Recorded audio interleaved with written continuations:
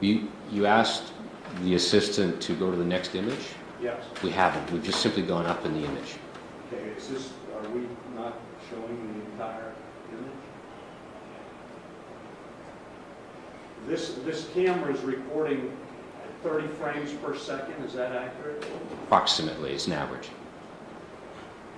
Would you agree that's a different frame there? No, it's not. Well, how is the hand more visible? Because the image is moved up in the screen. Keep going, Dave. Okay, now it's moving, the hand is moving forward. Okay. Different image. That different image now, yeah.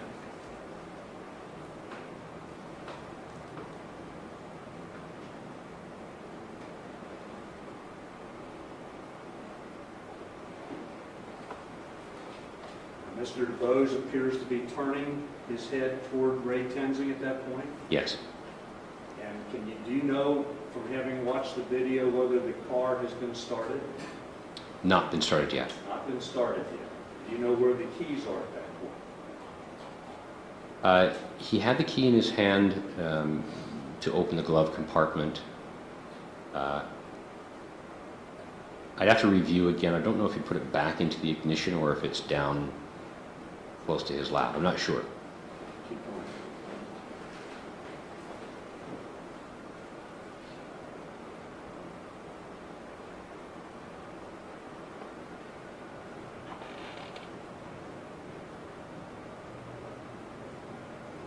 Can you pause there?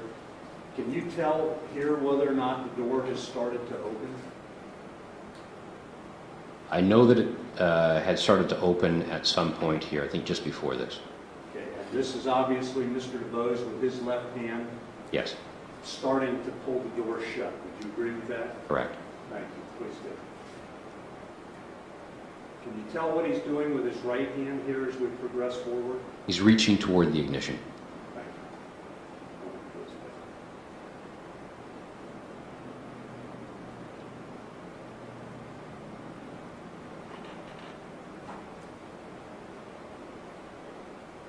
Can you tell whether Officer Tenzing has moved his body at all at this point?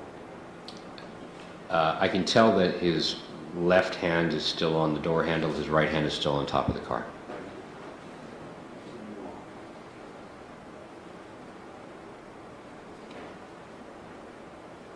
Can you tell what Mr. DeBose is doing right there?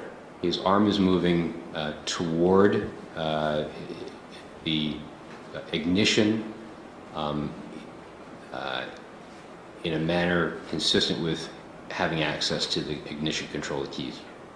Consistent with starting the car, beginning He's to start the car? About to start the car, yes. Thank you.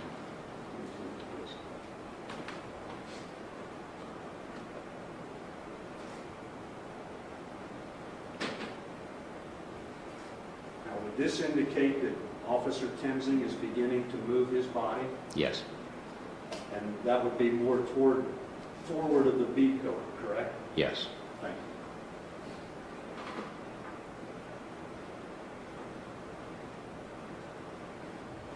Stop, please. Now, at this point, Officer Tenzing begins to reach in with his left hand toward the steering wheel. Would you agree with that? Yes. Continue. Stop, please. At this point, that would appear to me to be Sam DeBose's left arm, correct? Yes. And that is reaching toward Officer Tenzing's right arm, correct? I wouldn't phrase it that way because then I would have to know what was in his mind. All I can say is that his left arm comes up and his hand's open. Would you agree that that is Officer Tenzing's left arm in front of Mr. DeBose's left arm? Yes. And would you agree that they are moving toward the steering? Both.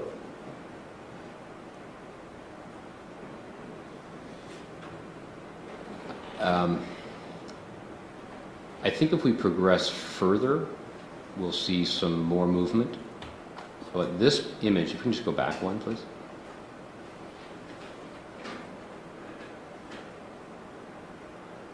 Go forward one image. Thank you. So this is motion blur.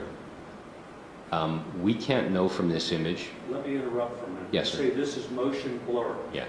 Is that caused by movement of the camera, movement of the car, movement of Tenzing's body? Can you tell? Yes. It's caused by movement of the camera, primarily. Partly movement of the body, but primarily movement of the camera. Okay. Go ahead. Would you like me to go forward here again? Yes, sir. Okay, well, go back one if you could.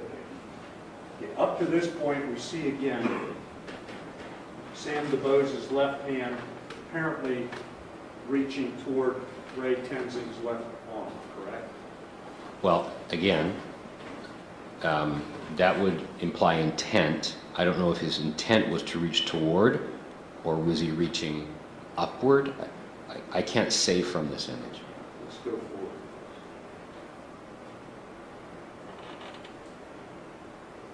In this image, it appears, again, it's very blurry, but it appears that Sam DeBose is looking directly at Ray Tenzing, correct? Yes. And can you see his left forearm down here? Yes, it appears not to have moved over the past couple of images, so his hand is in that position still, hand up in the air, elbow bent, and extended. So in those last, I guess, 3 images, hand comes up, and his position hasn't changed. Can you tell where Ray Tenzing's left forearm is in that image? I can see where his left hand is, but not where his left forearm is, necessarily. Again, would that be what you're referring to as his left hand? Yes, it is. And the steering wheel is all right in there too, is it not? The top, we're seeing the top edge of the steering wheel. I could point to it, but I'm sure you can see it. Would you like me to point to it? Sure.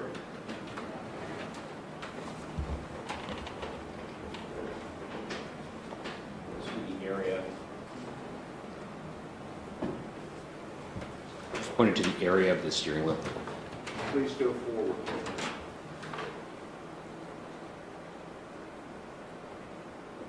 Stop, please. Okay, in this image, first of all, you still see Sam DeBose's left forearm, correct? Right. Can you see any part of Ray Tenzing? Can you decipher any part of Ray Tenzing in that image? I can't from this image now. Down here, there's 2 black things I assume are images of Ray Tenzing's legs, correct? Yes, his left leg is on the left side because of the mirrored image. The right leg is moving backward and is on his right side. And is that an actual image of his legs, or are those shadows? That's a reflection, not a shadow. Reflections, okay. Yes. And what does this indicate right in here? The curvature of the car, it would cause a curvature of the leg, but we can see lower down on the leg. That means it's further away from the vehicle than the left leg. So it's, compared to the earlier images of that reflection, his right leg has moved backward, his left leg has stayed pretty much in the same position. Can you tell from there that his right foot, the right heel is raised? No, I can't tell whether if it's on the ground, up in the air, or moving back. Can't say. Please go forward.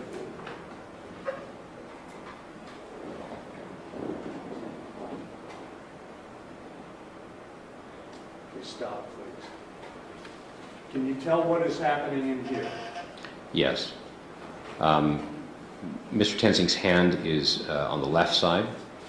That would be right here? Yes, and Okay. this is what we looked at was that 0.4 second event. Now the hand is moving toward the chest. And can you tell what Sam DeBose is doing with his right arm and hand? I believe it's at the area of the ignition. In a moment, we'll see it move toward the steering wheel, but it's at the area of the ignition.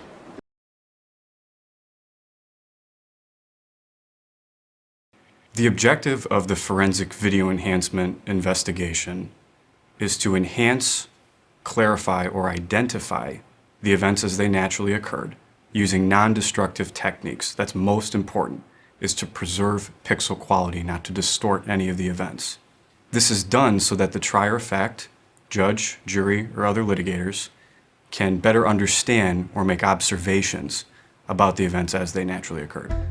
Mobile DVRs that are installed in trains or buses, law enforcement body cams or dash cams, even Good Samaritan footage. Now everyone's got a video camera in their pocket, and it's important to be able to authenticate where this video comes from as an original to preserve the quality for the most successful enhancement possible. In some cases, we need to retrieve that original piece of video to preserve that same pixel quality. Distorting pixels and compression can destroy a video's integrity and the events as they occurred. They introduce artifacts, they reduce details, these same details that could really make or break a case in assisting the trier of fact to make a determination. Every forensic video enhancement investigation is different, is specific or unique. And the enhancement processes that we use, sharpening, brightness and contrast adjustments, zooming, highlighting on various subjects in the frames, and an expert must be trained in the amount of these processes you use. Once in the forensic video enhancement software, we can perform identification, clarification, and enhancement, highlighting a subject as they cross the screen so that you can hone in on their activity. In addition, each video composition needs to be slated or identified visually to show the processes that you used so that you can explain it to the courtroom. Some video compositions could have up to 10 enhancement segments, and it's difficult to be able to convey that information to a courtroom without having it right up on the screen.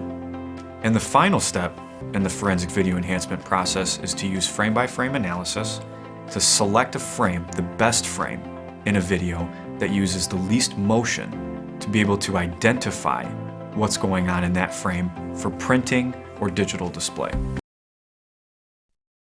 This can help you determine if a video or image has been tampered with. For example, if I turned on the section and said that I wanted to look at, say, discrete cosine transform, I have a very dark scene, and remember what we talked about. I go back up here, and I go to, well, actually, let's just use the equalizer. I'll turn that on and turn the strength all the way up, and now I have a much more visible scene. And if I look here, I can see a dark area with no detectable noise, which is what exists in the higher frequency range, and 3 monitors with no noise on them. This is a tampered image, and these 3 screens in this area have been modified. Now again, you wouldn't be able to tell that by looking at the original scene. In fact, let's compare them. Let's put one on top of the other. So that's position 2 here. And so now we have the original on top and the detection below. So looking at the image, you wouldn't know this was a tampered scene. The software can tell you right away, this is not authentic.